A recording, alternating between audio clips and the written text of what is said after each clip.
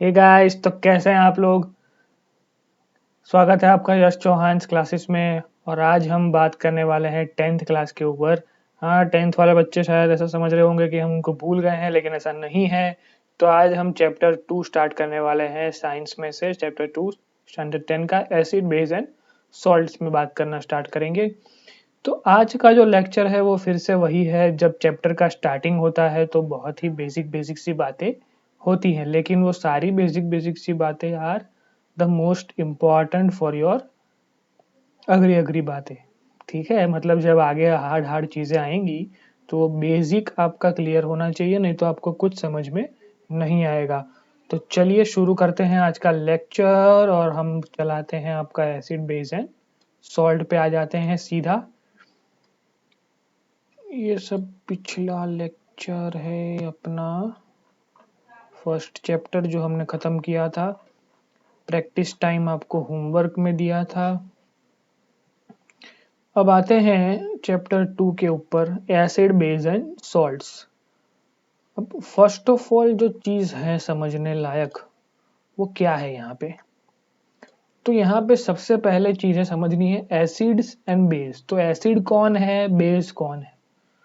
तो सबसे पहले हम देखने जाएंगे तो हम टेस्ट करके समझ में लाएंगे कि ये एसिड है या फिर ये बेस है। समझ में आया। मतलब सबसे पहले जब टेक्नोलॉजी इतनी अच्छी नहीं थी या फिर हमारे पास इंडिकेटर्स नहीं थे, तब की अगर हम बात करें तो जो एसिड्स और बेस हैं उसको हम टेस्ट करके समझ करते थे कि क्या ये एसिड है, क्या ये बेस है। मतलब सॉल्यूशन को अगर टेस्ट करना है तो हम ऐसे टेस्ट करते थे। तो सबसे पहला है एसिड की बात करें तो acid sour in the taste, मतलब खट्टे होते हैं टेस्ट में।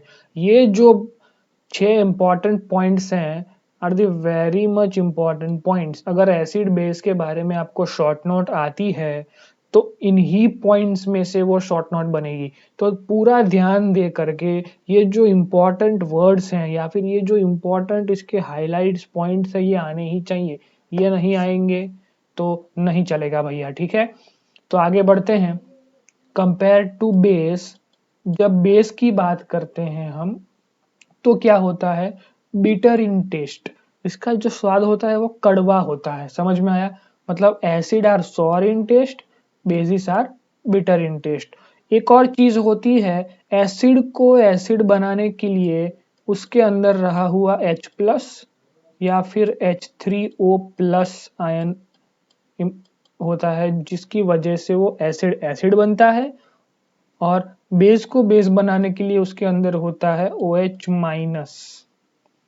जितना OH- का कॉन्सेंट्रेशन बढ़ता जाएगा उतना वो टेस्ट में बिटर और स्ट्रॉन्ग बेस बनता जाएगा।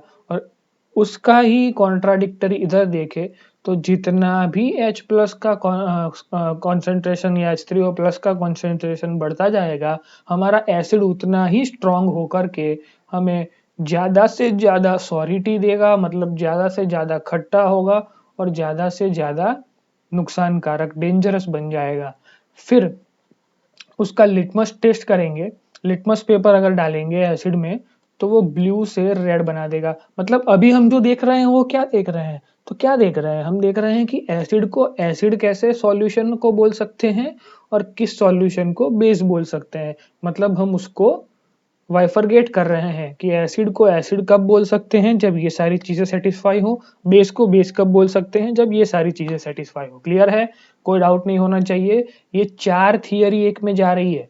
4 थियरी आपको ये 6 पॉइंट दे देंगी। कौन सी थियरी, तो सबसे पहले कि कौन से क्वेश्चन पूछ सकते हैं, what are the taste of the acids, what are the taste of the base. फिर उसका लिटमस चेंज क्या होता है, फिर एसिड में कौन सा आयन होता है जिसकी वजह से वो एसिड है, और बेस में कौन सा आयन होता है जिसकी वजह से वो बेस है। तो साथ साथ में नोट्स लिखते रहनी है। ये बुक ऐसे बनाई है, जो डिस्क्रिप्शन में लिखा हुआ है वो अच्छे से पढ़िए। कुछ भी समझ में नहीं आ रहा है कमेंट करिए, मैं आपको फिर से समझाऊंगा, प्रॉपरली बताऊंगा कि इस बुक को कैसे यूज करना है और क्या इसका प्रॉपरली इससे हमें आउटपुट निकालना है। ठीक है, तो आगे बढ़ते हैं। हमने देख लिया कि भाई एसिड जो होता है वो ब्लू लिटमस को रेड कर देता है, कि जैसे ही किसी एसिडिक सॉल्यूशन में ब्लू लिटमस का टुकड़ा डालेंगे तो वो रेड होकर के निकलेगा। फिर जैसे ही किसी बेस में रेड लिटमस का टुकड़ा डालेंगे तो वो ब्लू होकर के निकलेगा, ठीक है। तो उसका जो एग्जाम्पल दिया गया है हमें, HCl is the first example for acid and sodium hydroxide is the example for the base. तो उसका जो केमिकल फॉर्मूला है वो HCl, इसको NaOH बोलते हैं। पोटेशियम हाइड्रोक्साइड मतलब KOH बोलते हैं। कैल्शियम हाइड्रोक्साइड मतलब COH ट्वाइस बोलते हैं। फिर sulphuric acid H2SO4, nitric acid HNO3, acetic acid CH3COOH और एमोनियम हाइड्रोक्साइड, ये सारे इधर जो लिखे हुए हैं वो बेस के एग्जाम्पल, इधर जो लिखे हैं वो एसिड के एग्जाम्पल। अब सब नेचुरली अकरिंग एसिड्स, इसके भी क्वेश्चंस आते हैं कि नेचुरली अकरिंग एसिड कौन कौन से हैं। तो विनेगर के अंदर कौन सा एसिड दिखने को मिलता है, एसिटिक एसिड। ऑरेंज के अंदर साइट्रिक एसिड, लेमन के अंदर भी साइट्रिक एसिड। फिर टर्मरिन के अंदर टार्टरिक एसिड, टोमेटो के अंदर ऑक्जेलिक एसिड, सॉर मिल्क मतलब कर्ड जो बनाते हैं योगर्ट, उसके अंदर lactic acid. Ant and nettle sting मतलब कि कीड़ियों मतलब जो चींटियां होती हैं जब वो काटती हैं या फिर उनका जो डंक होता है उसके अंदर कौन सा एसिड होता है, तो methanoic acid. This is the most important question, ये कहीं भी आ सकता है। इसके लिए आपको प्रॉपरली स्टडी करना पड़ेगा। आपको क्या करना है, NTSC के लिए प्रिपेयर कर रहे हैं तो साइंस में केमिस्ट्री और बायोलॉजी में प्रॉपर अंडरस्टैंडिंग चाहिए। किसी भी टॉपिक का डिटेल इन डेप्थ अंडरस्टैंडिंग आपको चाहिए, तो ही आप अच्छे से उसको अटेम्प्ट कर पाओगे। अगर NTSC प्रिपेयर कर रहे हो तो बहुत डीप में पढ़ना पड़ेगा, बहुत अच्छे से पढ़ना पड़ेगा। तो आगे बढ़ते हैं। अब एसिड बेस तो कौन है समझ में आ गया। अब उसकी इंडिकेट, उसका प्रेजेंस इंडिकेट करना है। मतलब नॉर्मल एसिड बेस को तो हमने टेस्ट करके देख लिया कि भाई लेमन है तो हम टेस्ट कर सकते हैं, लेकिन अगर ऐसे एसिड है जो एकदम हाईली कॉन्सेंट्रेटेड है, जो अपनी चमड़ी को भी जला दे, ऐसे एसिड्स को अगर चेक करना है तो उसके लिए कौन कौन सी प्रोसीजर है भाई। तो what are the indicators, acid base indicators का क्वेश्चन आता है। बहुत इंपॉर्टेंट क्वेश्चन है ये, तो बहुत ही पूछा जाता है बार बार बोर्ड्स में, तो इसको समझ के लिखना। तो सबसे पहला है litmus solution which is a natural indicator. अगर पूछा जाए कि नेचुरल इंडिकेटर कौन है तो लिटमस सॉल्यूशन। वो कहाँ से बनता है, it is a purple dye extracted from the lichens. Lichens are one type of flowers, उसके अंदर से उसका पर्पल डे एक्सट्रैक्ट को निकालते हैं, वो होता है हमारा natural indicator for the litmus test. Litmus test यानी कि वो एसिड है कि बेस है, वो समझने के लिए जो टेस्ट हम करते हैं उसको लिटमस टेस्ट बोलते हैं। फिर other examples are red cabbage and coloured petals of petunia and turmeric. ये सब जो है नेचुरल इंडिकेटर्स हैं। इन सारे नाम आपको याद होने चाहिए, रेड कैबेज, फिर coloured petal of petunia and turmeric plant, ठीक है। फिर आगे बढ़ते हैं ऑल्फैक्टरी इंडिकेटर्स। ऑल्फैक्टरी मतलब कि इन रिलेटेड टू आवर स्मेल, मतलब कि जो भी एसिड या बेस होंगे इसके अंदर हम कोई भी नेचुरल जो भी हमारा इंडिकेटर है, मतलब ऑनियन पील एक्सट्रैक्ट, ऑनियन जो होता है वो भी एक नेचुरल इंडिकेटर है, जो मैंने शायद इसमें नहीं लिखा है, कोई बात नहीं आप ऐड कर लीजिए। तो जो ऑनियन है, अगर ऑनियन का रस यहाँ पर लिखा हुआ है, ये देखिए ऑल्फैक्टरी इंडिकेटर में ऑनियन और क्लोव, ये जो है इसको अगर हम बेसिक या एसिडिक मीडियम में डाल देंगे तो क्या होगा, हमको एक प्रॉपरली टिपिकल सी स्मेल आएगी जो एसिड के लिए होगी, और एक टिपिकल सी स्मेल आएगी जो बेस के लिए होगी। अगर मतलब मैं ऑनियन HCl में डालूंगा तो कुछ अलग स्मेल आएगी, वही ऑनियन में डालूंगा NaOH में तो अलग स्मेल आएगी। तो NaOH वाली जो स्मेल आएगी टिपिकल, वो बेसिक स्मेल है, इसको याद कर लेना है। मतलब वो फील की बात है, हम उसको लिख के बता नहीं सकते। इसलिए ऑल्फैक्टरी मतलब smell related, order change related indicator. समझ में आया, क्लियर है। तो आज का पूरा लेक्चर, ये फर्स्ट पेज को अच्छे से लिखना है, अच्छे से समझना है कि क्या लिखा है, क्या बोला गया है, क्या कंटेंट है। तो आपको व्हाट आर दी एसिड्स, और उसके हमारे पास क्या पढ़े हमने, इंडिकेटर्स। तो इंडिकेटर्स के बारे में थोड़ा और डिटेल में देखते हैं। तो ये हमारा प्रॉपर इंडिकेटर का हमने टेबल बनाया हुआ है। तो इंडिकेटर के नाम है, फिर उसमें what are the colour changes in the acid और what are the colour changes in base, ये लिखा हुआ है। मतलब इसको अगर सेंटेंस फॉर्मेट में लिखना है तो भी लिख सकते हैं, या फिर ऐसे ही लिखना है तो ऐसे भी लिख सकते हैं। पर ये बहुत इंपॉर्टेंट है, इंडिकेटर्स पूछे ही जाते हैं, तो सबसे पहला ब्लू लिटमस सॉल्यूशन जो है, अगर वो एसिड में जाएगा तो वो रेड हो जाएगा, मतलब कि वो एसिड है। बेस में जाएगा तो कोई चेंज नहीं दिखाएगा। फिर रेड लिटमस सॉल्यूशन अगर मैं एसिड में डालूंगा तो वो रेड का रेड रहेगा, पर बेस में डालूंगा तो वो ब्लू हो जाएगा। फिर टर्मरिक की बात करें, वो एसिड में डालेंगे तो कोई चेंज नहीं देगा, लेकिन टर्मरिक अगर बेस में गया तो वो ब्लू बन जाएगा। अब ये तीन तो सिंपल थे, मिथाइल ऑरेंज और फिनाफ्थैलिन, इनके नाम याद रखने हैं। और ये बहुत बार पूछे जाते हैं, ब्लैंक्स में पूछे जाते हैं, वीएसक्यू में पूछे जाते हैं। तो इंडिकेटर्स के ऊपर मैं बहुत जोर दे रहा हूँ। इंडिकेटर्स के बहुत क्वेश्चन बनते हैं, all factory indicators, natural indicators. ये इंडिकेटर्स क्या रिएक्ट देते हैं एसिड बेस के साथ, ये बहुत ही टिपिकल क्वेश्चन है जो बहुत बार पूछे गए हैं। ठीक है, बुक लॉन्च अभी लॉकडाउन की वजह से थोड़ा लेट हो गया है, लेकिन 2 महीनों के आसपास मैं आपको ये बुक भी प्रोवाइड करा दूंगा, कोई इश्यू नहीं है। बहुत सारे बच्चे पूछ रहे थे कि कब आएगी कब आएगी, तो मैंने बहुत बार बताया है, एक बार फिर से बता देता हूँ। तो अब आगे चलते हैं मिथाइल ऑरेंज के पास। मिथाइल ऑरेंज एसिड में भी रिएक्शन देगा, बेस में भी रिएक्शन देगा, तो ये एक इम्पॉर्टेंट टॉपिक हो गया। बाकी सब जो ब्लू लिटमस, रेड लिटमस और टर्मरिक थे वो तो प्रॉपरली अपने ही किसी मतलब ब्लू लिटमस है तो वो रेड एसिड में ही देगा, रेड लिटमस है तो वो ब्लू बेस में ही देगा। टर्मरिक जो है वो टर्न टू रेड कब होगा, जब वो बेस में ही होगा।